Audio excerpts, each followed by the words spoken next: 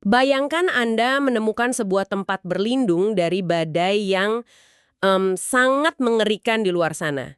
Anda berlari masuk ke dalam, Anda kunci pintunya rapat-rapat, dan akhirnya Anda bisa bernapas lega karena merasa aman. Ya, insting manusiawi yang paling dasar kan? Mencari tempat aman. Benar. Tapi, saat mata Anda mulai terbiasa dengan kegelapan di dalam ruangan itu, Anda baru sadar, monster yang selama ini Anda hindari mati-matian ternyata adalah orang yang memegang kunci pintu tersebut dari dalam. Wow, Dan Anda ya terjebak bersamanya. itu itu mimpi buruk yang paling mendasar sih. Ketika tempat yang seharusnya memberikan keselamatan mutlak justru bertransformasi menjadi jebakan yang mematikan. Tepat. Dan realitas yang menyeramkan itu bukanlah adegan dari film fiksi, itu adalah kenyataan yang sedang kita hadapi dari tumpukan sumber materi hari ini. Betul. Selamat datang kembali di sesi bedah materi kita, tempat kita mengurai informasi yang paling krusial untuk Anda. Bagi Anda yang sedang mendengarkan nih, saya sarankan Anda bersiap. Karena apa yang akan kita bahas hari ini sangat berat, mengejutkan, dan mungkin akan membuat Anda sangat marah. Ya, materi yang kita pegang hari ini memang bukan sekedar deretan fakta yang nyaman untuk didengar ya. Kita akan membedah sesuatu yang sangat gelap, sangat sistematis. Berdasarkan laporan investigasi yang komprehensif dari kanal YouTube Official UTV, kita akan menyoroti sebuah kasus dugaan pencabulan berskala masif yang terjadi di Pati, Jawa Tengah. Terduga pelakunya adalah seorang kiai bernama Asyari. Dan yang bikin kasus ini sangat menyesakan dada adalah korbannya. Bener banget, kita tidak sedang membicarakan satu atau dua insiden acak loh, kita membicarakan puluhan santriwatinya sendiri. Laporan tersebut bahkan menyebutkan estimasi angka yang sangat mengejutkan, antara 30 hingga 50 korban. Skala sebesar ini di dalam sebuah institusi tertutup, ini bukan lagi kejahatan individual menurut saya. Ya, Ini adalah kejahatan struktural. dan disitulah letak misi kita hari ini. Kita di sini bukan cuma sekedar untuk membacakan ulang berita kriminal atau ya menyajikan drama kepada Anda. Kita mau mengurai anatomi kejadian ini. Betul, kita cari tahu akarnya. Mari kita urai ini. Bagaimana dinamika kekuasaan yang absolut, manipulasi psikologis berkedok agama, dan kerentanan ekonomi yang ekstrim bisa menciptakan ekosistem di mana predator bisa memangsa tanpa tersentuh selama bertahun-tahun. Setuju. Kasus ini pada dasarnya adalah studi kasus tentang apa yang terjadi ketika otoritas tidak pernah dan tidak boleh dipertanyakan. Kita harus membedah bagaimana gelar sakral digunakan sebagai senjata pembungkam. Oke, kita mulai dari awal ya. Dari metode manipulasinya. Karena kita nggak akan pernah ngerti skala kasus ini kalau kita nggak paham gimana cara pelaku mengunci korbannya secara psikologis. Silahkan, kita lihat rentang waktunya dulu. Ya, fakta dasarnya begini. Rentang waktu kejadian ini tercatat dari tahun 2024 hingga 2026. 2 tahun penuh. 2 tahun. Itu waktu yang lama banget loh untuk sebuah kejahatan berulang di satu tempat. Benar, ini ngebuktiin kalau ini bukan sebuah dorongan impulsif atau ya istilahnya khilaf sesaat. Ini adalah operasi yang sangat terencana. Modusnya juga berulang. Dengan presisi yang mengerikan ya. Banget, pelaku menghubungi korban di tengah malam, terus memberikan perintah untuk menemani tidur. Dan cara dia memaksa korban adalah dengan mengeksploitasi gelarnya.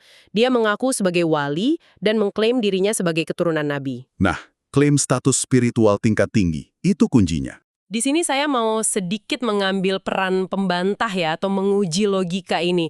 Banyak orang mungkin di luar sana mikir, tunggu sebentar, saya paham anak kecil gampang ditipu. Tapi ini kan mayoritas anak usia SMP. Iya, sudah masuk remaja. Nah, di umur belasan tahun, insting manusia secara alami pasti tahu dong kalau ada sentuhan atau perintah yang salah dari orang dewasa. Pertanyaan saya buat Anda, gimana bisa klaim sebagai wali ini sebegitu kuatnya sampai mematikan logika rasional anak-anak remaja ini? Itu pertanyaan yang sangat valid. Kenapa insting mereka seolah mati kan? Jawabannya ada pada fenomena yang kita sebut sebagai monopoli kebenaran spiritual. Monopoli kebenaran, gimana tuh maksudnya? Anda harus membayangkan latar kultural dari sebuah pesantren, terutama di wilayah pedesaan. Di dalam ekosistem itu, kiai bukanlah sekedar guru yang Anda temui dari jam 7 pagi sampai jam 1 siang. Kiai adalah pusat gravitasi dari dunia mereka. Pusat segalanya ya?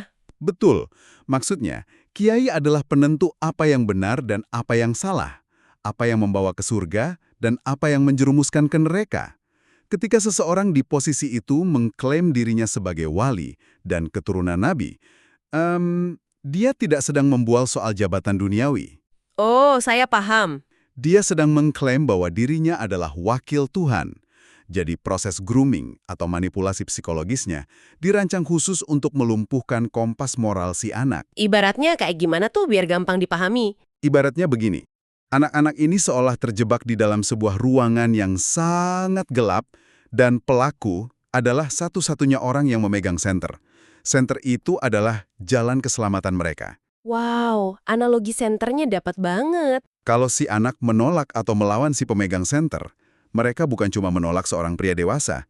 Di kepala mereka, mereka percaya bahwa mereka sedang melawan agama, melawan Tuhan. Dan akhirnya mereka dibiarkan sendirian dalam kegelapan abadi itu ya? Tepat. Itu ketakutan yang benar-benar melumpuhkan secara mental. Ya ampun, jadi dia memegang kendali penuh atas keselamatan spiritual mereka. Ketika Kiai memanggil di tengah malam, menolak panggilannya rasanya seperti menolak panggilan suci. Iya, dan perhatikan juga pemilihan waktunya. Tengah malam. Itu taktik pemisahan yang sangat klasik dari seorang predator. Karena asrama sunyi, Gitu kan? Asrama sunyi. Semua orang tidur. Korban ditarik dari lingkungan sosialnya. Tidak ada teman, tidak ada saksi. Dalam kesunyian itu, realitas yang ada hanyalah realitas yang didiktekan oleh sang pelaku. gila. Ini benar-benar pencucian otak berlapis sih. Pikiran dan moral mereka dibajak. Tapi, yang bikin saya makin miris, ternyata bukan cuma pikiran mereka yang dikunci rapat-rapat. Ada ancaman fisik dan sosial juga pastinya. Bener banget. Secara fisik dan kenyataan sosial, mereka juga terjebak tanpa jalan keluar. Ini membawa kita ke profil para korban yang dilaporkan oleh UTV. Mari kita bahas profilnya. Ini penting untuk melihat kenapa mereka diam. Dari estimasi 30 hingga 50 korban itu, sejauh ini baru 8 anak yang berani melapor. Mayoritas masih usia SMP, dan ini detail yang sangat penting nih. Mereka mayoritas berasal dari keluarga yang tidak mampu. Nah, kerentanan ekonomi. Persis. Pelaku secara eksplisit memberikan ancaman bahwa mereka akan dikeluarkan dari pesantren jika berani menolak atau buka suara. Ancaman pengusiran. Itu senjata duniawi yang sama mematikannya dengan ancaman spiritual tadi. Sangat mematikan. Dan disinilah saya ingin mendorong Anda yang mendengarkan untuk merenung sejenak. Karena, jujur saja, setiap kali kasus seperti ini viral di media sosial, kita pasti akan melihat komentar-komentar sinis. Oh iya, selalu ada yang menyalahkan korban. Selalu. Orang-orang nanya kayak, kalau korbannya sampai puluhan, kenapa nggak pada teriak, kenapa nggak pada kabur aja dari sana? Pertanyaan yang meremehkan kompleksitas situasi. Bikin saya frustrasi banget dengernya. Coba Anda tempatkan diri Anda di sepatu mereka. Anda anak SMP, Anda datang dari keluarga miskin, orang tua Anda mungkin harus berhutang, banting tulang siang malam memeras keringat cuma supaya Anda bisa masuk ke institusi pendidikan ini. Institusi yang dianggap terhormat oleh masyarakat kampung mereka. Benar, bagi keluarga Anda, ini bukan cuma sekolah. Ini adalah satu-satunya tiket untuk mengangkat derajat keluarga. Lalu tiba-tiba, sosok yang paling berkuasa di sana menatap mata Anda dan mengancam akan menghancurkan tiket itu. Jika kita bedah lebih dalam, ini adalah eksploitasi dari sunk cost fallacy secara sosial dan ekonomi. Orang tua sudah berkorban terlalu banyak. Kerasa banget tekanannya. Kalau seorang anak dipulangkan dari pesantren karena, katakanlah, dianggap membangkang oleh kiainya, itu adalah aib besar bagi keluarga di kampung mereka. Jadi si anak mikir panjang ya mau ngadu? Sangat. Anak ini menanggung beban ganda yang luar biasa berat. Beban pertama, trauma kekerasan seksualnya. Beban kedua, rasa bersalah dan ketakutan bahwa jika dia bicara, dia akan menghancurkan harapan seluruh keluarganya. Membawa aib juga ya? Betul. Predator sangat paham kalkulasi sosial ini. Mereka tidak memilih korban secara acak. Mereka mencari anak-anak yang kerentanannya tidak mengizinkan mereka untuk bersuara. Dia tahu persis siapa yang nggak punya kekuatan untuk membalas. Tapi, dari semua fakta yang kita temukan di sumber laporan hari ini, ada satu taktik menutupi kejahatan yang jujur aja, ini di luar batas akal sehat saya. Apa itu? Soal kehamilan. Iya.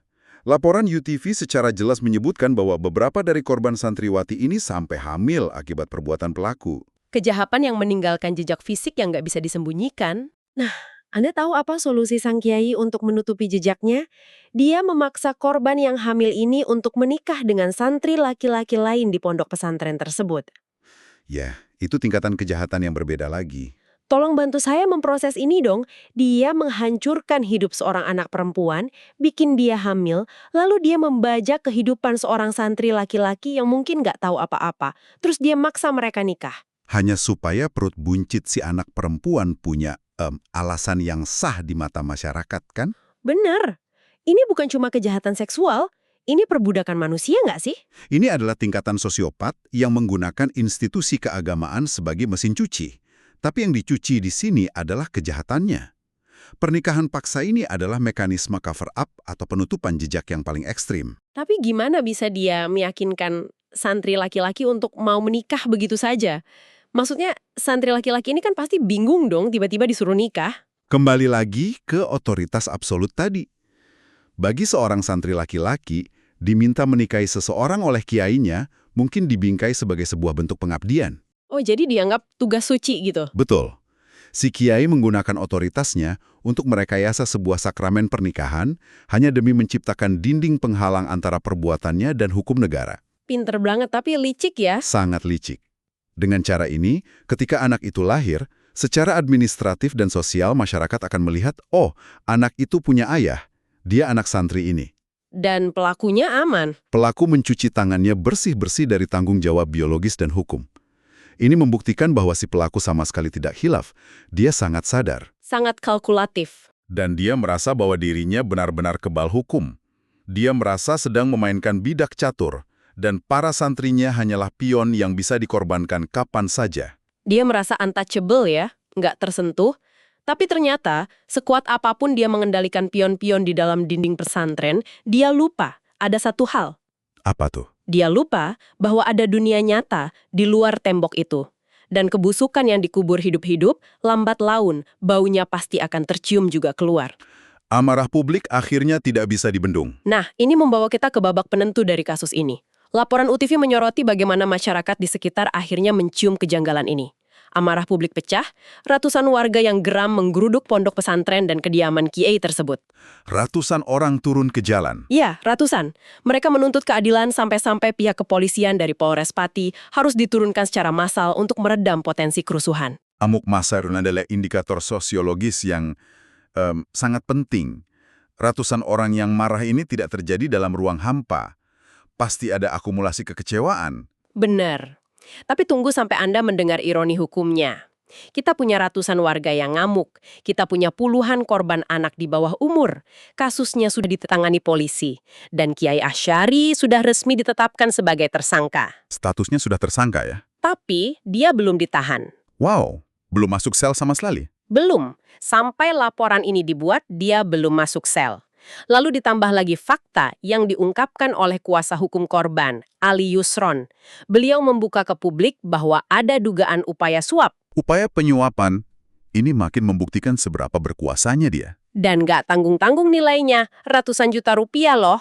Ditawarkan kepada pihak-pihak tertentu, bahkan mencoba menyuap pengacara korban itu sendiri agar perkara ini dihentikan. Gila. Untungnya, upaya itu ditolak mentah-mentah oleh pengacara. Tapi saya mau lempar ini ke Anda. Tolong jelaskan logika sistem kita saat ini. Silakan. Dia tersangka pencabulan masif. Korbannya anak-anak. Dia terbukti punya akses ke dana ratusan juta rupiah yang bisa digunakan untuk intervensi hukum. Kenapa orang seperti ini masih bisa tidur di kasurnya sendiri dan tidak di dalam sel? Nah, inilah kenapa warga mengamuk. Secara hukum prosedur, pihak kepolisian mungkin punya dalih subjektif. Dalih kayak gimana biasanya? Ya seperti tersangka dinilai kooperatif, tidak akan melarikan diri, atau tidak akan menghilangkan barang bukti. Tapi dalam konteks kejahatan seksual institusional, alasan itu sangat rapuh dan berbahaya. Berbahaya bagaimana?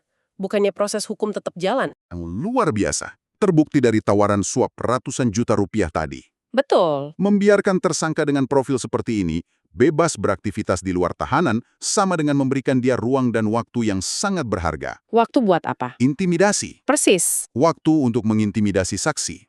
Waktu untuk menekan keluarga korban yang miskin tadi agar mencabut laporan.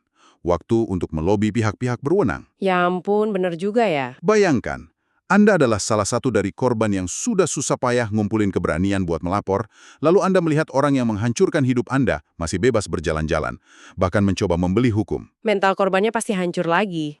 Pesan apa yang ditangkap oleh para korban? Pesannya adalah, negara tun tidak bisa melindungi kami dari kiai ini. Nyesek banget dengernya. Dan kembali ke fenomena warga yang menggeruduk tadi. Amuk massa itu bukan sekedar perilaku anarkis atau tidak tertib. Itu adalah manifestasi dari keputusasaan publik. Karena mereka ngerasa hukumnya lamban. Betul. Masyarakat turun tangan sendiri ketika mereka melihat aparat penegak hukum lamban atau terkesan tumpul saat berhadapan dengan elit lokal yang berkuasa. Kepercayaan publik pada sistem peradilan runtuh di momen seperti ini. Dan bicara soal tawaran suap ratusan juta itu ya, bagi saya ini adalah ironi yang paling memuakkan dari seluruh cerita ini. Kenapa begitu?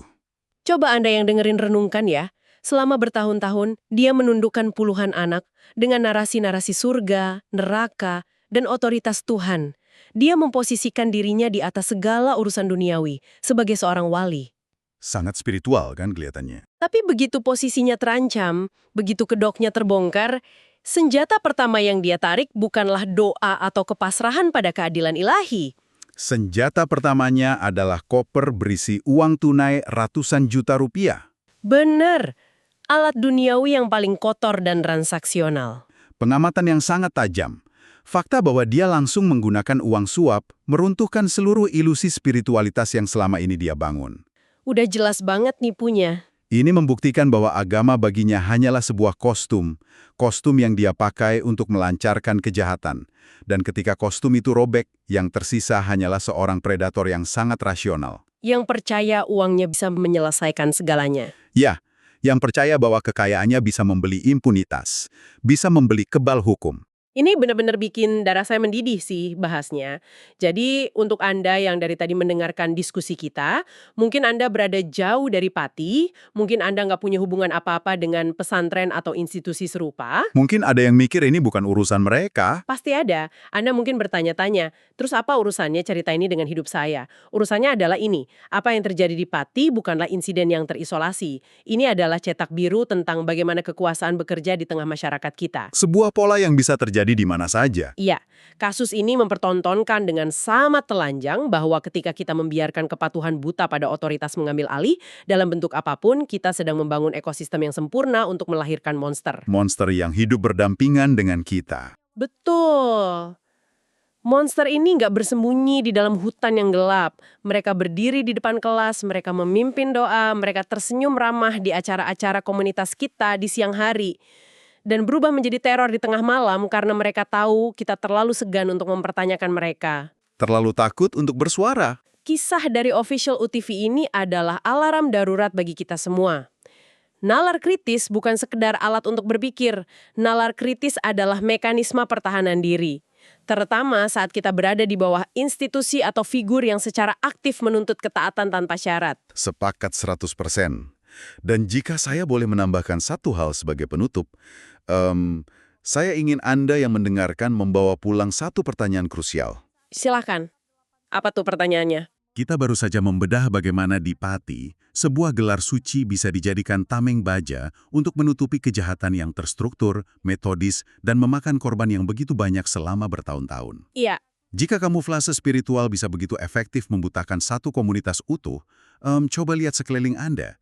Di institusi mana lagi kah di sekitar hidup Anda saat ini? Apakah itu di sekolah anak Anda, di tempat kerja Anda, atau di dalam organisasi komunitas Anda, di mana penghormatan yang berlebihan dan rasa segan sedang digunakan untuk menutupi hal yang sama gelapnya? Wow. Karena sejarah membuktikan, predator terbaik selalu bersembunyi di tempat dengan cahaya yang paling terang. Pertanyaan yang wajib kita renungkan bersama sih itu, karena tugas kita bukanlah sekedar mengunci pintu rapat-rapat, tapi memastikan siapa yang berdiri di dalam ruangan bersama kita. Betul sekali. Terima kasih karena Anda sudah bersedia menemani kami menyelami kedalaman isu yang sangat kompleks dan sangat menguras emosi ini. Tetaplah peka, jaga terus nalar kritis Anda, dan yang terpenting, jangan pernah berhenti mempertanyakan dunia di sekitar Anda. Sampai jumpa di sesi bedah materi berikutnya.